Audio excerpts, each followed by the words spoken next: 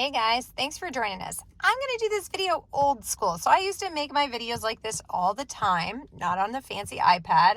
I'm here at Bogey waiting for the soccer game to start and I didn't bring my iPad. So I'm just going to go through, and I did get a request for this solution guide. So this is the solution guide for problem 6.2, the multiple choice, number 73 and 74. Now the problem talks about breakfast cereal, right? So the problem states that X is the number of calories in a certain type of breakfast cereal.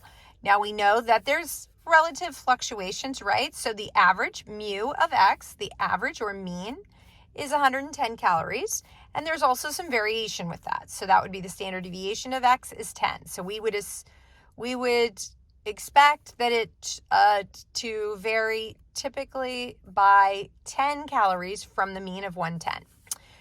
Then, of course, you would like to also have breakfast cereal with milk. So Y is defined in the problem as the number of calories in a cup of milk. So mu Y would be the average amount of calories in 1 cup of milk. And we know that cows vary, right? Brands vary. That's going to be a little different brand to brand, and so that variability is expected to be 12 calories. It typically vary from 12 from a mean of 140, right? Now for the crux of the question. They're saying, what would be the total number of calories in the breakfast cereal with a half of a cup of milk? So we learned today that with our mean, when we add and subtract or multiply or divide, our mean changes by that constant. So we're dealing with a constant here. It's cutting in half. So that's kind of like what we did in class, except instead of cutting your salary in half, we doubled it. So the mean doubled when we doubled it. So if your salary was cut in half, the mean salary would be cut in half too. So if mu of t, the mean of the total, would be equal to the mu of x, the breakfast cereal, plus half of y. So if that's in fact 110, then mu of y, 140, cut in half. We should expect a typical bowl of cereal with half a cup of milk would be 180 calories. That was one of my choices given and was the answer in the odd in the back of the book.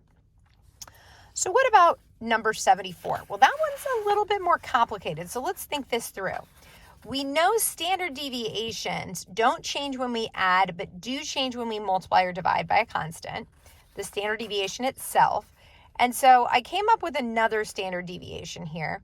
I believe the standard deviation of Z, I put a new variable, is the standard deviation of a half of a cup of milk. And I think that's going to be important because a standard deviation of Z would then, if I'm expecting it to be 12 for a full cup, then cut that in half, it'd be 6 for a half a cup. Notice today in class, when we doubled people's salaries, the salary went from $25 down to $1. So it had a range of $24. When we doubled everyone's salaries, now we went from $50 range down to $2. So the range doubled to $48.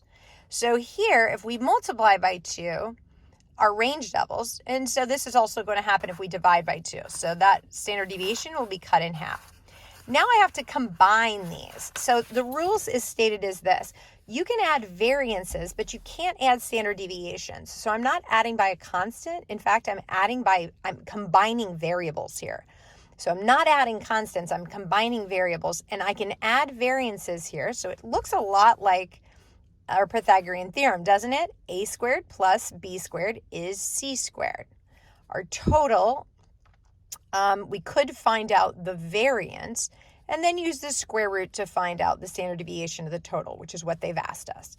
So if I combine the standard deviation of x, and the standard deviation is 10, so 10 squared, with the standard deviation of a half a cup of milk, okay, so that'd be 6, so 6 squared, I end up getting 136, but be careful here. That's the standard deviation of t squared, and I don't want the variance, I want the standard deviation. So the standard deviation, I'd have to take the square root of both sides. I get 11.66 calories, and that is one of my choices. Thanks for joining us, guys. Have a great evening.